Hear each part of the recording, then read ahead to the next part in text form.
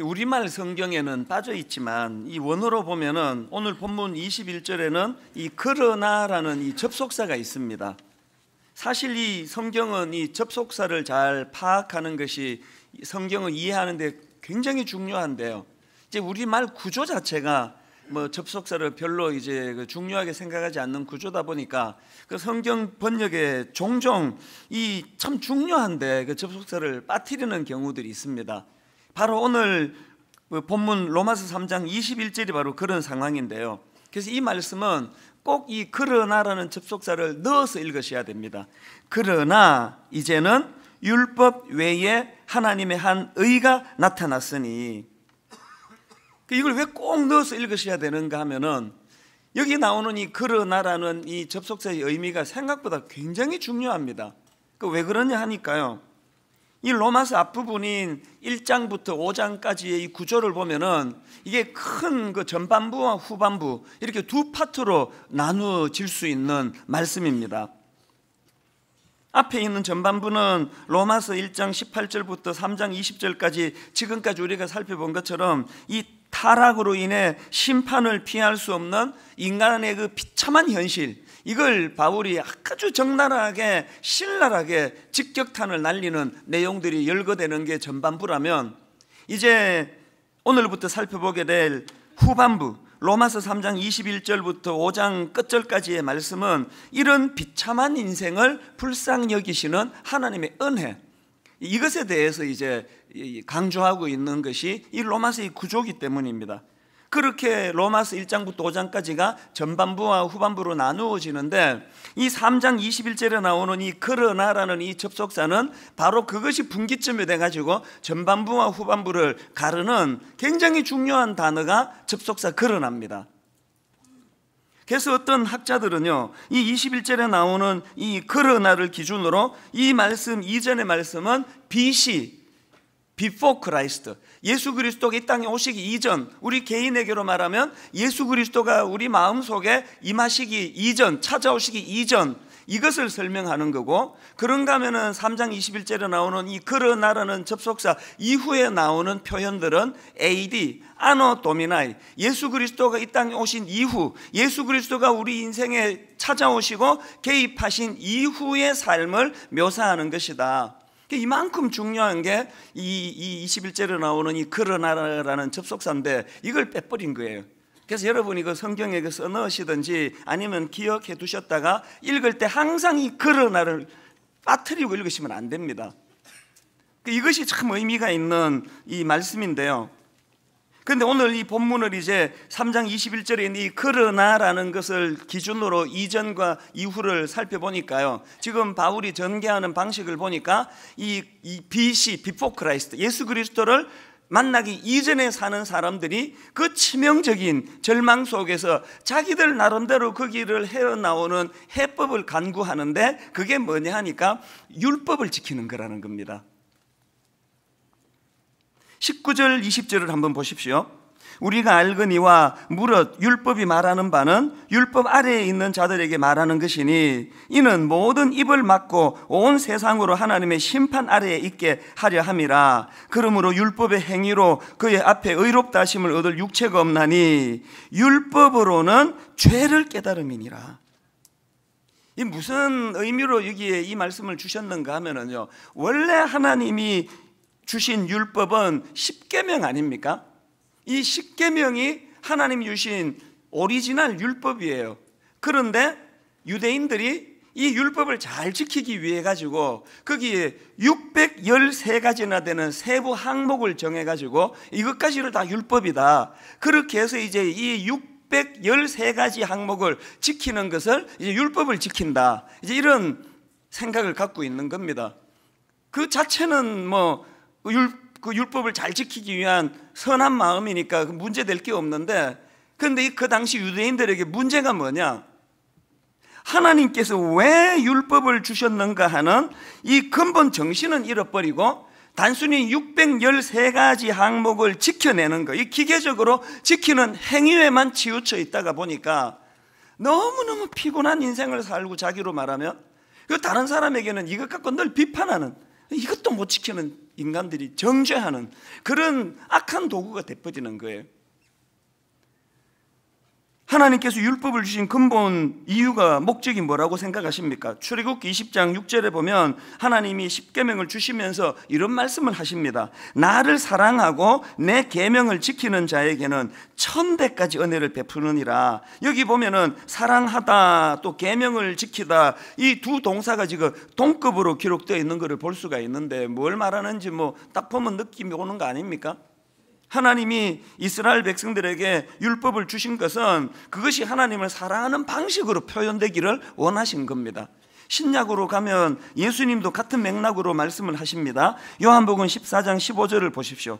너희가 나를 사랑하면 나의 계명을 지키리라.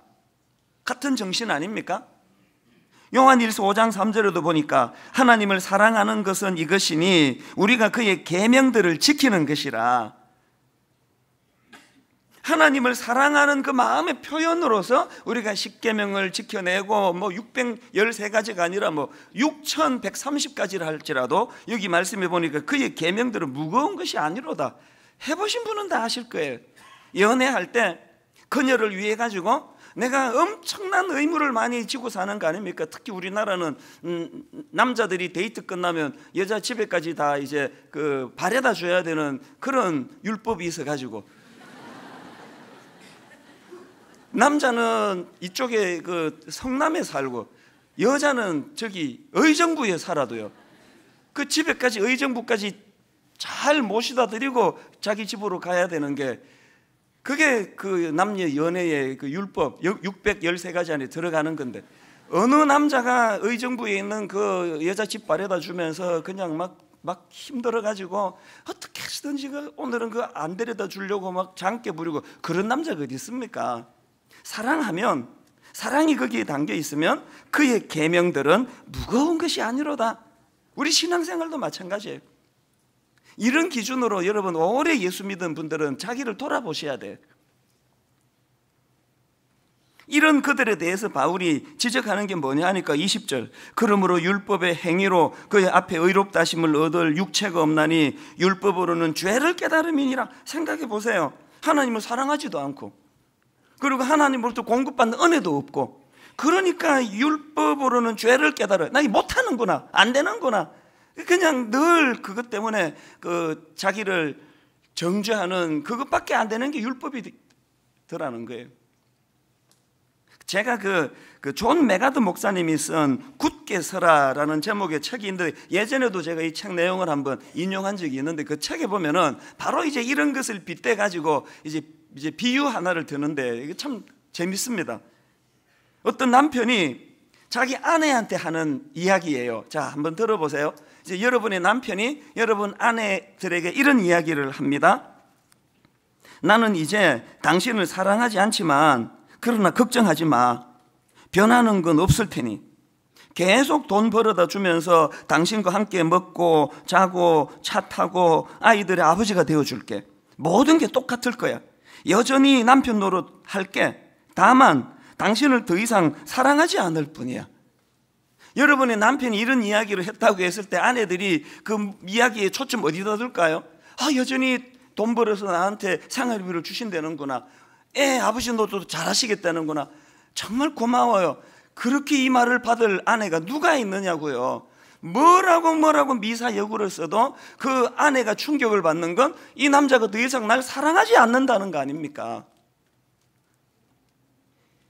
본문에서 21절에 이 그러나라는 이 접속사가 나오기 이전의 삶이 율법을 지켜내야 된다고 하는 그 사람들의 모습이 바로 이런 거라는 거예요.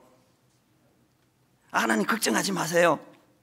제가 지금까지 매 주일마다 교회를 나왔는데 내 갈 데가 있습니까? 교회는 늘 나갈 거니까 걱정하지 마시고요. 헌금도 계속 하겠습니다. 봉사도 제가 하면 되는 거 아닙니까? 그러나 제게 사랑은 기대하지 마세요. 혹시 이게 말은 그렇게 하지 않지만 지금 우리 신앙의 형태가 이런 거 아닙니까? 여러분, 저는 지난 수요일 날 우리가 처음으로 이제 세례식을 수요 예배 때 드렸는데요. 진심으로 축복하고 축하하고 싶어서 옆에 체육관에서 드렸는데 저는 그날요 이 말로 다 할 수 없는 은혜를 받았습니다. 왜냐하니까 그 세례에 참석한 100명이 넘는 그 예수 믿은 지 1년, 2년밖에 안 되시는 이분들의 눈물과 가슴 뜨거움과 그 모습 자체가 그렇게 은혜가 되더라고요. 그러면서 제가 반성하는 게 이 존 메가든 목사님이 쓰신 이 책에 나오는 남편 같은 신앙생활을 내가 하고 있는 거 아닌가, 목사 노릇 손색 없이 하고 있는데 그게 내 마음이 들여지지 않는 건 아닌가. 그래서 지금 바울이 우리에게 이 말씀을 통해 바라는 게 있다면 이 21절에 나오는 이 그러나라는 이 반전의 접속사를 타고 어디로 가야 됩니까? 율법을 의지하고 율법만 행하는 것을 자랑하는 그런 신앙생활이 아니라 은혜를 하는 거예요. 은혜에 감격을 하는 거예요. 자, 그러면 여러분 여기서 중요한 게 뭐냐 하면은 바울은 지금 로마서 21장부터 나오는 이 그러나라는 접속사를 가지고 이제 유대인들을 위시한 우리 인생들에게 중요한 대안을 제시하고 있는데요. 자, 우선 한번 읽고 말씀을 드릴게요. 21절, 22절을 우리 같이 한번 읽어보실까요? 그 그러나라는 이 접속사 꼭 넣어서 읽어야 됩니다. 같이 읽어보시겠습니다. 그러나 이제는 율법 외에 하나님의 한 의가 나타났으니 율법과 선지자들에게 증거를 받은 것이라 곧 예수 그리스도를 믿음으로 말미암아 모든 믿는 자에게 미치는 하나님의 의인이 차별이 없느니라. 여러분, 우리가 더 이상 이제 그 율법이라는 행위 여기에 머물지 말고 예수 그리스도를 믿는 믿음으로 말미암아, 이 믿음이라는 것, 그리고 또 24절에도 보니까 그리스도 예수 안에 있는 속량으로 말미암아 하나님의 은혜로 값없이 의롭다 하심을 얻은 자 되었느니라. 오래 교회는 다니고 있지만 여전히 비시의 삶을 사는 분이 생각보다 많습니다. 여전히 교회는 다니지만 before Christ, 하나님의 영향을 받지 않고 행위는 다 613가지 다 지키지만 마음을 들이지 않는 것, 하나님은 그런 것을 기뻐하지 않으세요. 자, 그럼 여기서 중요한 게 뭐냐? 지금 바울이 사실은 이런 권면을 하는 바울도 사실은 유대인 아닙니까? 바울이 사실은 바리새인 아닙니까? 자기도 그랬던 사람인데 어떻게 이런 AD의 삶으로 그가 전환이 돼서 확신에 찬 이런 권면을 지금 하고 있는가? 이게 어떻게 된 건가?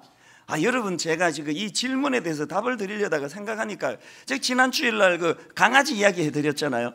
그러면서 내가 약간 불길한 생각이 드는 게 이 앞으로 또 이 강아지 예화가 이게 많아질지도 모르겠다. 이게 상당히 불길했어요. 왜냐하면 이 생활 속에서 나오는 이제 묵상이니까 지금 뭐 강아지면 강아지, TV, 동물농장, 삶 속에서 이제 거기에서 하나님을 체험하다가 보니까 이 강아지 이야기를 너무 많이 하면 또 강아지 안 키우는 분들은 짜증나게 왜 맨날 강아지 그러냐 해서 내가 그렇지않으면 강아지 얘기 안 하려고 했는데요.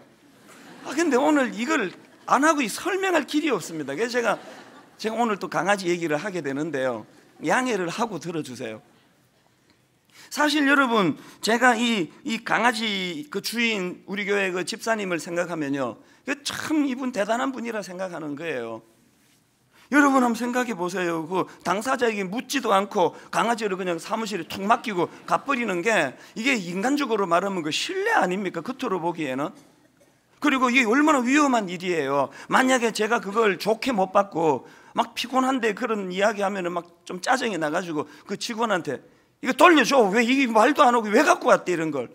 그러면 이 관계가 깨지는 거 아닙니까? 이분이 그런 그 위험을 무릅쓰고 도박을 한 이유가 뭘까요? 대답 간단해요. 확신이 있었던 거예요. 무슨 확신? 이찬수 목사님 사모님이 그 몰라서 저러는데 강아지를 하루만 데리다 키워보면은 마음이 반드시 바뀔 거다. 그 확신이 있었던 거 아닙니까? 그리고 그분의 확신은 100% 예상 적중 아닙니까? 여러분, 이 성도님이 그런 확신을 가지고 강아지를 맡겼고 자기가 생각한 그대로 지금 적중해서 나아갔는데 이 어떻게 이런 일이 가능했을까요? 그분은 어떻게 그런 확신을 가졌을까요? 대답 간단합니다. 자기가 먼저 경험했거든요. 나도 그랬다. 나도 강아지 안 좋아했다. 근데 그게 아니더라. 본인이 그걸 겪어보니까 몰라서 저러는데 일단 집에 무조건 억지로 좀 무리가 되더라도 떠맡기면 그 강아지를 경험하면 그 강팍한 사모님이 회개하고 돌이켜 강아지를 키우게 될 것이다. 경험에서 나오는 그 자기 확신이 이런 놀라운 행동을 가져다 준 거예요. 여러분, 3주 만에요, 대반전이 일어났습니다. 사실 처음에 강아지를 그 사무실에서 바꾸는 당황한 것도 사실이에요. 그리고 성도님이 그렇게 정성껏 주시니까 나도 예의를 갖추어서 뭐 구색은 갖추어야 되겠다 그래서 데리고 갔는데 지금 완전히 상황이 바뀌어졌어요. 뭐 얼마나 고마운지 몰라요, 그분이. 들어보니까 그게 또 그 제 값을 주고 사면은 엄청나게 비싼 거래요. 그걸 자기가 그 한 푼도 받지 않고 선물로 주시는 그 마음이, 그게 그 사랑 아닙니까? 그 더 중요한 거, 3주 만에 우리 집은 분위기가 달라졌어요. 막 우리 집사람이, 아내가 이 강아지에 대한 사랑이 넘쳐나고 이뻐하고 그러니까 정서가 밝아지고 막 집에 가가지고 뭐 어지간한 일에는 화내는 일도 없고 다 용납하고 이러니까 막 집안이 다 막 바뀌어졌어요. 그리고 뭐 사춘기 애들은 다 지방에 들어가가지고 뭐 카톡하고 나오지도 않던 애들이 마루로 나가가지고 끄꿍 그러면서 마루로 나가가지고 뭐 그러니까 분위기가 달라진 거예요. 이분은 그걸 꿰뚫고 있었던 거예요. 그걸 얼마나 고마운 이야기예요. 여러분 한번 생각해 보세요. 우리 집사람의 그 과거의 BC 생활의 지식이 그게 틀린 게 없어요. 우리 집사람 생각에 강아지는 털 날린다, 그거 맞는 이야기 아닙니까? 알러지 안 좋다, 그거 틀린 정보 아니에요. 강아지 키우면 돈 많이 든다, 그거 다 맞는 이야기예요. 막 똥이고 오줌이고 막 아무데나 싸제낀다, 키워보니까 맞더라고요. 그런데 우리 집사람을 무력하게 만든 게 뭐예요? 뭘 하나 몰랐습니까? 사랑을 몰랐습니다. 사랑을. 비록 미물이지만 거기에 사랑이 오가고 사랑이 거기 개입될 때, 관계가 개입될 때 방금 말했던 그 모든 지식은 무기력한 지식이 되는 거예요. 목욕시키고 막 요새 이렇게 이빨도 닦여요. 휘파람을 불면서. 우리가 갖고 있는 영적인 지식이 바로 이런 거예요. 막 이론으로 막 받아 적고 뭐 하나님에 대해서 뭐 꿰뚫고 다 안다고 하지만, 바울이 어떻게 이런 확신을 가지고 권면을 할 수 있느냐? 다메섹 도상에서 예수 그리스도를 만난 이후로 자기 인생에 하나님이 어떤 은혜를 주셨는가에 대한 뜨거운 경험이 있다 보니까, 그래서 바울 자신도 빌립보서 3장에 보면 자기가 그렇게 변화된 그 이유 또 모습에 대해서 열거하는 것을 볼 수 있습니다. 자, 빌립보서 3장 4절을 한번 보십시오. 바울 자기를 이렇게 표현합니다. 그러나 나도 육체를 신뢰할 만하며 만일 누구든지 다른 이가 육체를 신뢰할 것이 있는 줄로 생각하면 나는 더욱 그러하리니, 나는 8일 만에 할례를 받고 이스라엘 족속이요 베냐민 지파요 히브리인 중에 히브리인이요 율법으로는 바리새인이요 열심으로는 교회를 박해하고 율법의 의로는 흠이 없는 자라. 613가지를 내가 다 지켰다, 그 얘기 아닙니까? 이 뭐 바울의 이 자기를 묘사하는 글들을 읽어보면은요, 이게 뭐 찔러도 피 한 방울 안 나올 사람 같아. 고집 세고 그냥 유대인이 아니고 막 보통 유대인이 아니에요. 막 그냥 바리새인이 아니고요, 아주 막 악랄한 바리새인. 이런 사람을 누가 바꾸어 놓을 수 있겠냐고. 그런데 여러분, 자기 인생에 어떤 일이 벌어졌습니까? 7절을 한번 보세요. 그러나, 여러분 여기서도 이 그러나라는 접속사가요, 바울이라는 인생을 BC와 AD로 바꾸어 놓는 능력의 그러나예요. 그러나 무엇이든지 내게 유익하던 것을 내가 그리스도를 위하여 다 해로 여길 뿐더러 또한 모든 것은 해로 여김은 내 주 그리스도 예수로라는 지식이 가장 고상하기 때문이라. 지금 바울이 BC 예수님을 알기 이전에 가치관을 무게를 두던, 자기 인생의 거기에 어떤 방향을 잡고 있던 이 모든 게 다 뒤집어져 버렸대요. 그게 다 배설물처럼. 어떻게 이래 되었나? 딱 한마디 하네요. 내 주 그리스도 예수로라는 지식이 자기를 그렇게 만들었대요. 여러분 아시죠? 성경에서 말하는 이 지식은 대부분의 경우 이렇게 이론적으로 막 공부하고 막 받아 적고 그래서 생기는 지식을 말하는 게 아니에요. 여러 번 그 단어를 말씀드렸는데 구약의 이 야다라는 이 단어는 이 지식이라는 뜻을 가진 단어인데요. 이 구약에 나오는 이 야다라는 이 단어는 지식인데 그냥 지식이 아니고 체험적으로 알게 되는 지식을 말합니다. 오늘 바울이 지금 내 주 그리스도 예수를 아는 지식이라고 표현한 이것도 같은 맥락이에요. 다메섹 도상에서 주님을 만났는데 그분이 나를 어떤 변화의 삶으로 이끌었는지, 그 이후로 주님이 자기 삶 속에 어떤 놀라운 아름다운 변화로 이끌었는지를 체험적으로 삶 속에서 자기가 경험하고 났더니 그 강아지 주인 집사님이 확신을 가지고 강아지를 안기고 가시는 것처럼 이런 확신 있는 증거자의 삶을 살게 되는 거 아닙니까? 여러분, 이런 맥락에서 참 우리 모두가 다 하나님 앞에 부끄러워하고 그러면서 또 참 구해야 되는 게 뭐겠습니까? 저는 지난 수요일 그 세례식 때 뭐 순서 하나하나가 다 너무나 감동이 되고 은혜가 되었지만요, 지난 수요 예배의 하이라이트는요, 우리 세례 받으시는 분들을 대표해서 간증하신 분이에요. 이분이 나오셔가지고 이제 세례를 받게 되는 과정을 쭉 설명을 해 주시는데요, 들어보니까요, 예수님을 영접한 게 딱 1년밖에 안 됐습니다. 내용을 제가 좀 읽어 드리려고 하는데요, 좀 중간중간 생략하면서 이제 필요한 내용만 제가 좀 읽어 드리겠습니다. 잘 한번 들어보세요. 저는 작년 9월 제 생애에 잊을 수 없는 은혜로 예수님을 영접하게 되었습니다. 이렇게 이제 자기를 소개하는데요, 저는 미션 스쿨인 중학교와 강제로 채플에 참석해야 하는 대학교를 다녔지만 살아오면서 보아온 기독교인들의 부정적인 모습을 비판하면서 나 자신은 결코 기독교인은 되지 않을 거라고 자신하였습니다.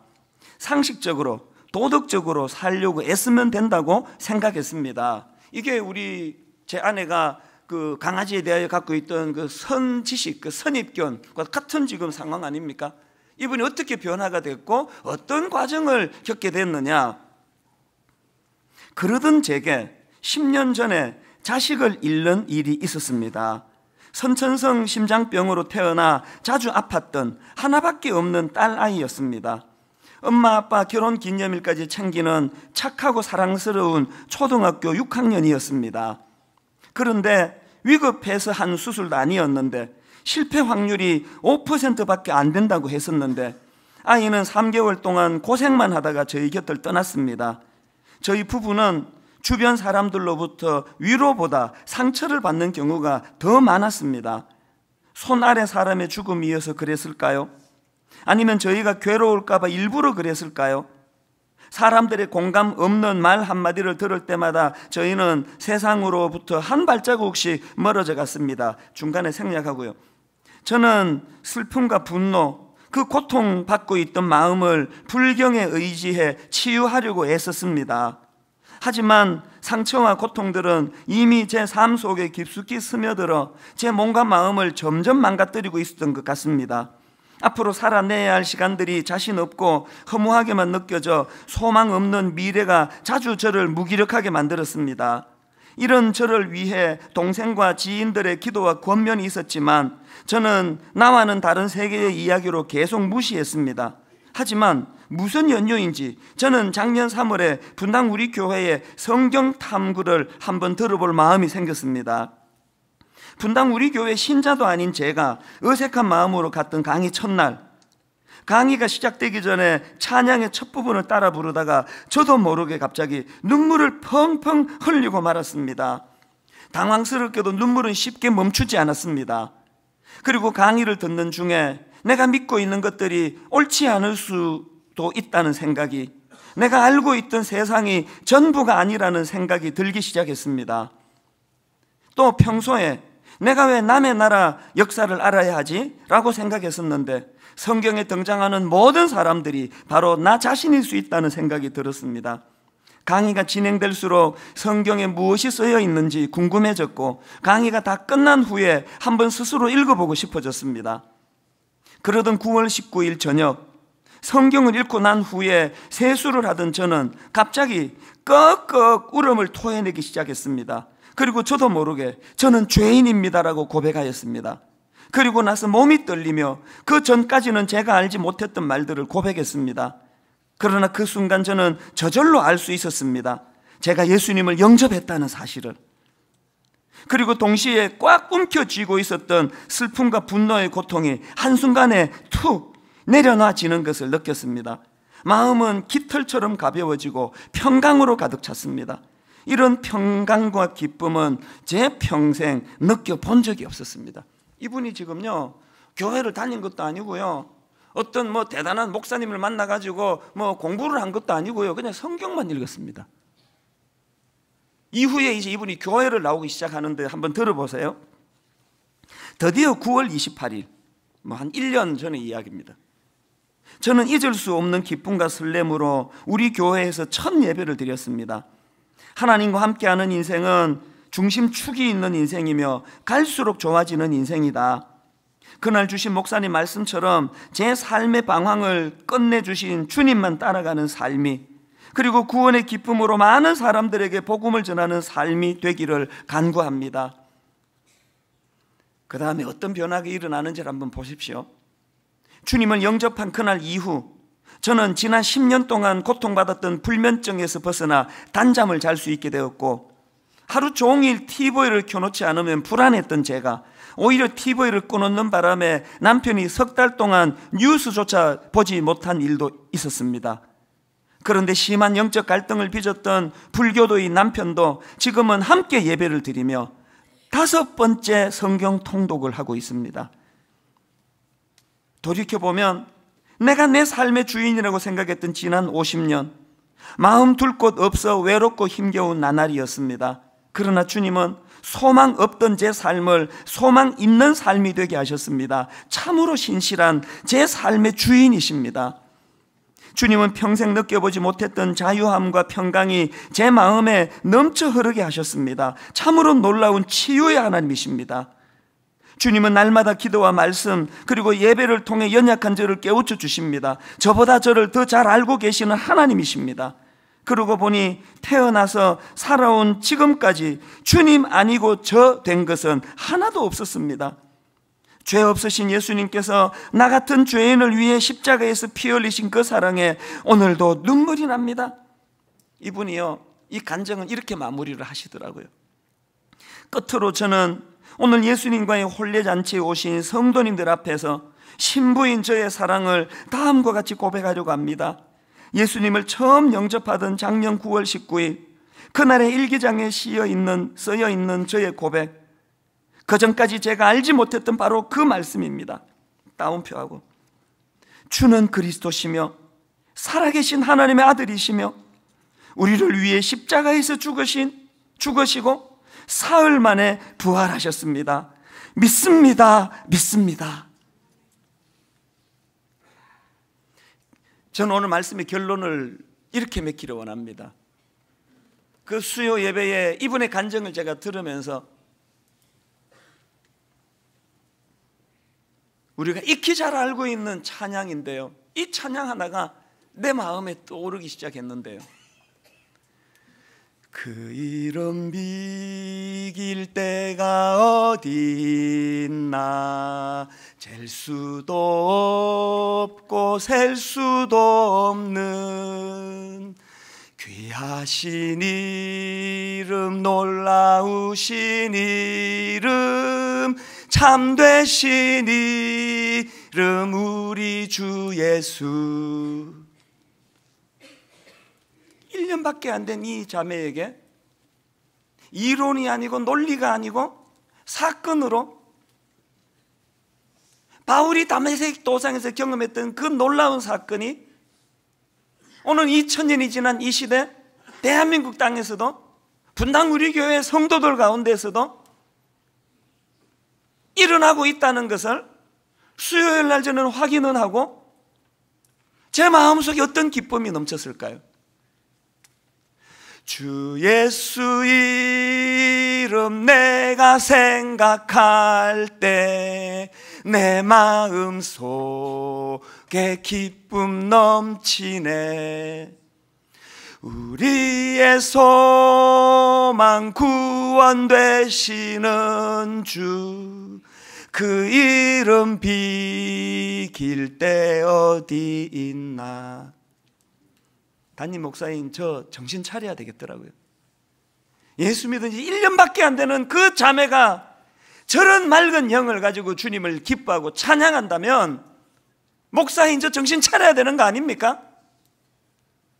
이론만 가지고 설교하지 않도록 나도 저분이 매일매일 만나는 그 하나님으로 그 자식을 잃은 그 슬픔을 기쁨으로 바꾸어 주시는 살아계신 주님을 만나는 그 기쁨을 저도 알아야 설교할 수 있는 거 아니냐고요.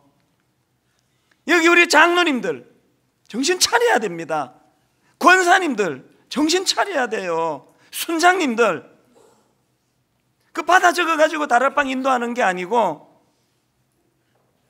바울을 그렇게 변화시켜 주신 그 하나님 오늘도 일하고 계시다면, 오래 예수 믿었던 우리가 하나님 오늘 본문 21절에 이 그러나라는 이 접속사를 가지고 BC에 머물러 있는 우리의 인생을 AD 예수 그리스도를 만난 이후의 삶으로 바꾸어 주신다면 저도 그것을 맛보기를 원합니다. 그 강아지 주인 집사님이 확신하고 있는 그 확신, 경험에서 나오는 그 확신, 목사인 저는 우리 주님에 대하여, 십자가에 대하여 오늘 성찬식을 거행할 때 오래 잊고 있었던 십자가 사랑에 대한 감격이 회복되어지는 귀하고 복된 은혜의 통로가 되기를 주님 이름으로 축복합니다. 기도하시겠습니다. 하나님 아버지, 우리는 오래 예수 믿었고 또 주일이면 늘 교회를 향해 달려오고 있지만 613가지 그 율법 조항들을 지키느라고 혈안이 되어 있지만 그들 내면에 정작 하나님을 사랑하는 마음이 식었고, 그래서 주변 사람들을 비판하고 정죄하는 데만 몰두했던 유대인들의 모습이 혹시나 오래 믿은 저희들의 모습은 아닌지요. 아버지, 많은 지식을 갖고 있다 할지라도 거기에 사랑이 없으면, 주님과의 관계가 없으면, 주님과의 만남의 사건이 없으면 아무 소용없는 일이라는 것을 오늘 성찬식을 통하여 알려주시고 깨우쳐 주시고 가르쳐 주시옵소서. 그렇게 인도해 주실 주님을 기대합니다. 예수님 이름으로 기도드립니다. 아멘. 사도신경 고백하심으로 성찬식을 거행하도록 하겠습니다. 전능하사 천지를 만드신 하나님 아버지를 내가 믿사오며 그 외아들 우리 주 예수 그리스도를 믿사오니 이는 성령으로 잉태하사 동정녀 마리아에게 나시고 본디오 빌라도에게 고난을 받으사 십자가에 못 박혀 죽으시고 장사한 지 사흘 만에 죽은 자 가운데서 다시 살아나시며 하늘에 오르사 전능하신 하나님 우편에 앉아 계시다가 저리로서 산자와 죽은 자를 심판하러 오시리라. 성령을 믿사오며 거룩한 공회와 성도가 서로 교통하는 것과 죄를 사하여 주시는 것과 몸이 다시 사는 것과 영원히 사는 것을 믿사옵나이다. 아멘. 주님이 십자가에서 찢겨지신 그 살을 상징하는 분병하는 시간을 갖겠습니다. 세례와 입교 받으신 분들이 참여하실 수 있고요, 나머지 분들도 깊이 묵상하시면서 통일한 은혜의 자리로 들어가게 되시기를 바랍니다.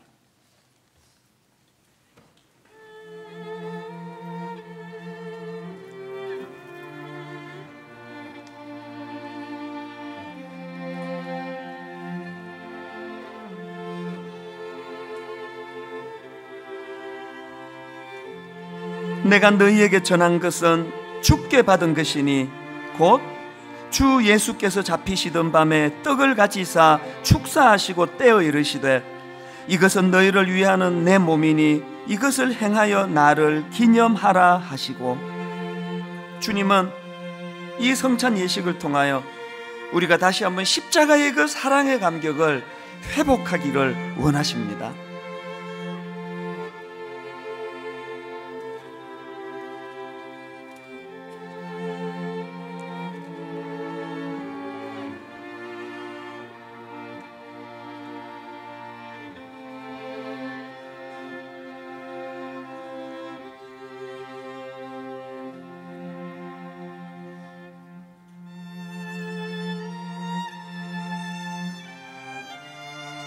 사도들을 가운데 세우고 묻되 너희가 무슨 권세와 누구의 이름으로 이 일을 행하였느냐?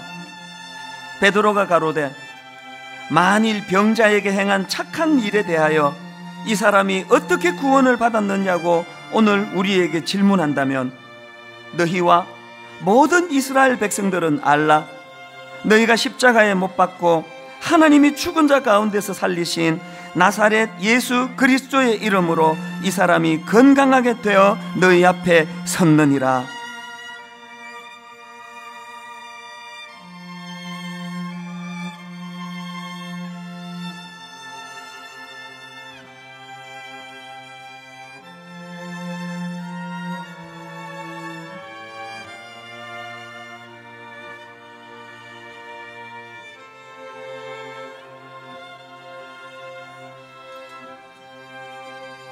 그 이름 비길 데가 어디 있나? 잴 수도 없고 셀 수도 없는 귀하신 이름, 놀라우신 이름, 참되신 이름, 우리 주 예수. 주 예수 이름 내가 생각할 때 내 마음 속에 기쁨 넘치네. 우리의 소망, 구원 되시는 주, 그 이름 비길 데 어디 있나? 오늘 우리 십자가에서 찢겨지신 주님의 살을 상징하는 이 작은 조각을 손에 들고 하나님 앞에 기도할 때 이 한 가지만 구하겠습니다. 하나님, 십자가의 그 사랑이 내 안에, 십자가의 능력이 내 안에 다시 나타나기를 원합니다. 감격 없이 신앙생활하지 않기를 원합니다. 우리 같이 통성으로 기도할 때 성령님께서 우리의 간절한 마음을 받아주시고 우리를 영적으로 십자가 앞으로 인도해 주시는 은혜를 주시기를 원합니다. 같이 기도하시겠습니다. 살아계신 하나님 아버지, 오래 예수를 믿었다고 자부하는 우리들이지만 주일이면 예배를 빠지지 않고 교회를 참석하는 우리들이지만 이렇게 저렇게 직분을 가지고 봉사하며 섬기는 우리들이지만 혹여라도 하나님, 그것이 바로 그 당시 바리새인들의 모습은 아니고 유대인들의 모습은 아닌지요? 하나님은 우리의 마음을 원하십니다. 내 마음을 다오, 내 마음을 다오. 하나님, 오늘 이 성찬 예식을 통하여 내 마음을 다오 말씀하시는 하나님의 그 애절한 호소가 우리 마음에 울림이 되게 하여 주시옵소서. 십자가에서 죽으신 주님을 기억하고 또 사랑하며 이 예식에 동참하도록 은혜 내려 주시옵소서. 예수님 이름으로 기도드립니다. 아멘. 주님께서 십자가에서 살이 찢겨지신 것처럼 우리 이것을 반으로 나누어서 그렇게 드시겠습니다.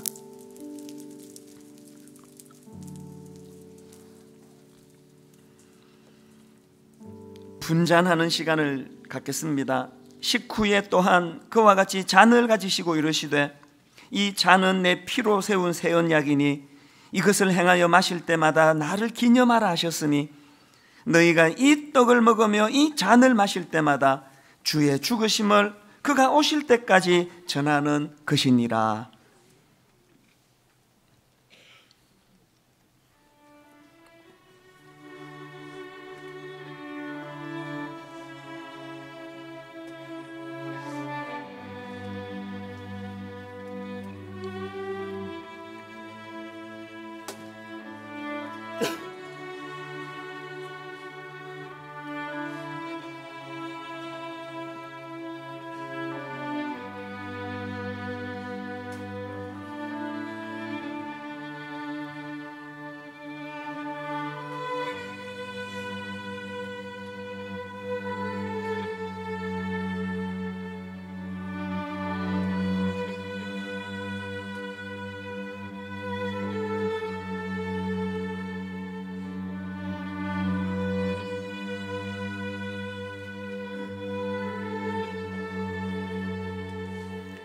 우리 잠잠히 찬양같이 부르실 때 가사를 생각하고 가사를 묵상하시면서 이렇게 주님 앞에 노래합니다.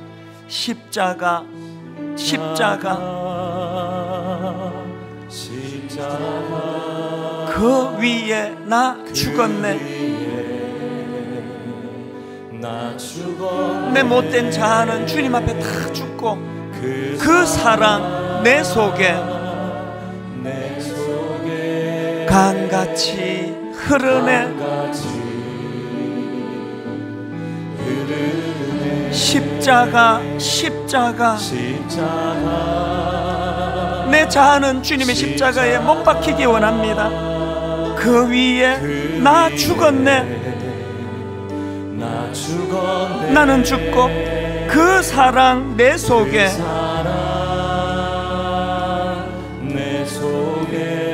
강같이 흐르네. 여러분, 우리가 사모하고 또 사모해야 되는 것, 그의 생명 내 속에, 그의 능력 내 안에,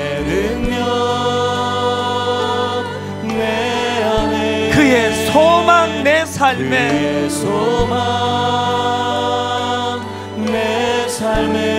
나의 삶 주의 것, 십자가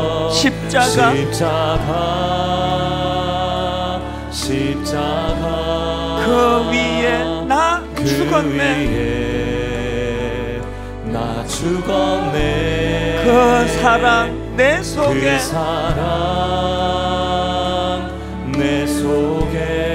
강같이 흐르네. 그의 생명 내 속에, 그의 능력 내 안에, 그의 소망 내 삶에. 여러분, 이렇게 고백할 수 있습니까? 나의 삶 주의 것.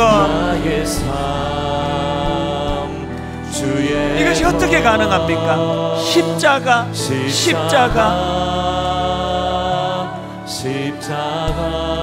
그 위에 나 죽었네.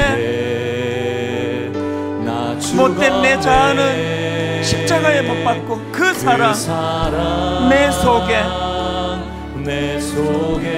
강같이 흐르네.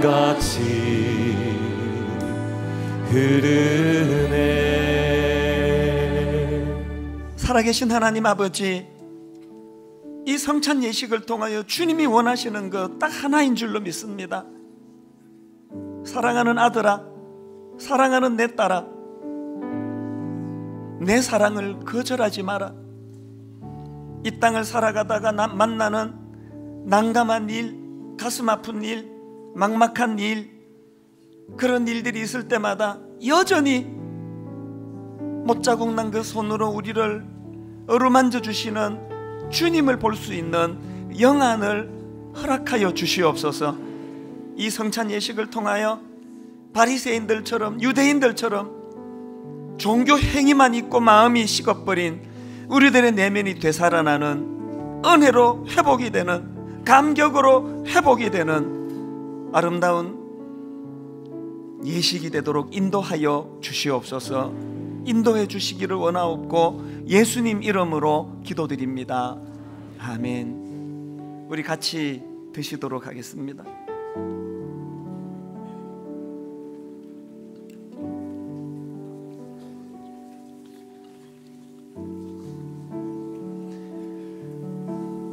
이제 잔은 오른편으로 전달해 주시고요, 우리 다 자리에서 일어나셔서 아까 제가 불러드렸던 그 찬양입니다.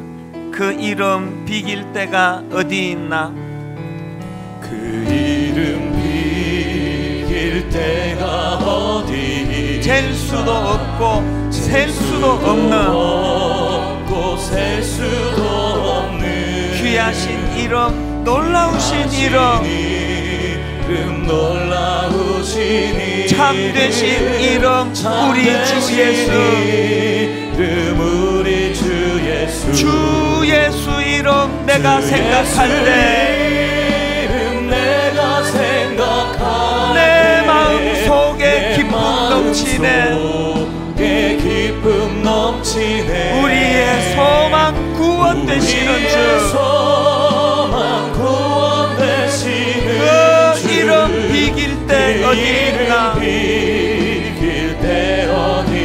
비탄에 빠진 가련한 영혼이 비탄에 빠진 가련한 영혼 슬픔의 안개 걷어치우고 슬픔의 안개 걷어치우고 복음의 능력을 믿습니다. 즐거이 새 생명 새 힘을 얻어 이런 역사 일어나기 원합니다. 쓰라린 상처 아물었도다. 아멘. 주 예수 이름 내가 생각할 때 내 마음속에 기쁨 넘치네. 기쁨 넘치네. 우리의 소망 구원 되시는 주 구원 되시는 그 이름 비길 때 어디 있나.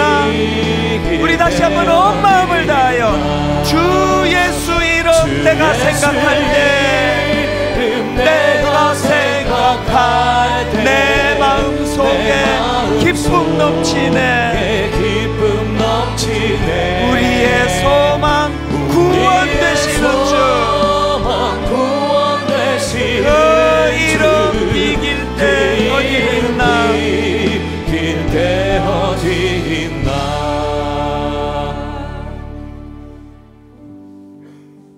이제는 율법 외에 하나님의 한 의가 나타났으니 율법과 선지자들에게 증거를 받은 것이라 곧 예수 그리스도를 믿음으로 말미암아 모든 믿는 자에게 미치는 하나님의 의인이 차별이 없느니라. 그리스도 예수 안에 있는 속량으로 말미암아 하나님의 은혜로 값없이 의롭다 하심을 얻은 자 되었느니라. 하나님 이 확신을 가지고 기쁨으로 살아가는 귀하고 복된 한 주간 되도록 인도하여 주시옵소서.